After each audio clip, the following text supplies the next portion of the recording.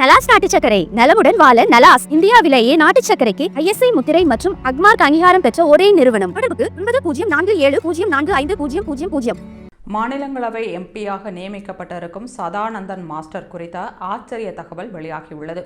முன்னாள் வெளியுறவுத்துறை செயலர் ஹர்ஷ்வர்தன் ஹிரிங்லா மும்பை தாக்குதலில் பயங்கரவாதி அஜ்மல் கசாப் வழக்கில் அரசு தரப்பு வழக்கறிஞர் உஜ்வால் நிகாம், அரசியல் மற்றும் வரலாற்று ஆய்வாளர் மீனாட்சி ஜெயின், சதானந்தன் மாஸ்டர் ஆகியோரை மாநிலங்களவை உறுப்பினர்களாக குடியரசுத் தலைவர் திரௌபதி முர்மு நியமித்தார்.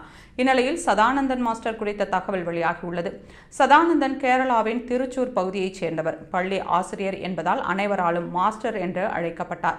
முதலில் கம்யூனிஸ்ட் கொள்கையை பின்பற்றிய அவர் நாளடைவில் RSS அமைப்பின் செயல்பாடுகளால் ஈர்க்கப்பட்டு தன்னை ஈடுபடுத்திக் கொண்டார். 1994ஆம் ஆண்டு ஜனவரி 25ஆம் தேதி பெருஞ்சேரி என்ற கிராமத்தில் சதானந்தன் இருந்தார். அப்போது அவரை இடதுசாரி பயங்கரவாதிகள் கடுமையாக தாக்கினர். ஈவு இரக்கமின்றி அவரது 2 கால்களையும் வெட்டி சாலையில் வீசிவிட்டு சென்றனர். சதானந்தனுக்கு உதவி செய்தால் இடதுசாரி பயங்கரவாதிகள் தாக்குவார்கள் என்று நினைத்த அப்பகுதி மக்கள் சாலையில் கிடந்த அவரை அப்படியே விட்டுவிட்டு சென்றனர். அவற்றையெல்லாம் பொருட்படுத்தாத சதானந்தன் மீண்டும் ஆசிரியராக தனது பணியை தொடர்ந்தார்.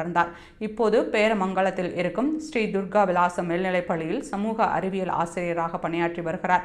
அவரது சேவையை பாராட்டி பாஜக 2016 மற்றும் 2021 ஆகிய ஆண்டுகளில் நடந்த சட்டமன்ற தேர்தல்களில் கூத்தப்பரம்பு தொகுதியில் போட்டியிட வாய்ப்பளித்தது. இப்போது அவர் மாநிலங்களவை எம்பியாக நியமிக்கப்பட்டுள்ளார். அவருக்கு பல்வேறு தரப்பினரும் பாராட்டு தெரிவித்து வருகின்றனர்.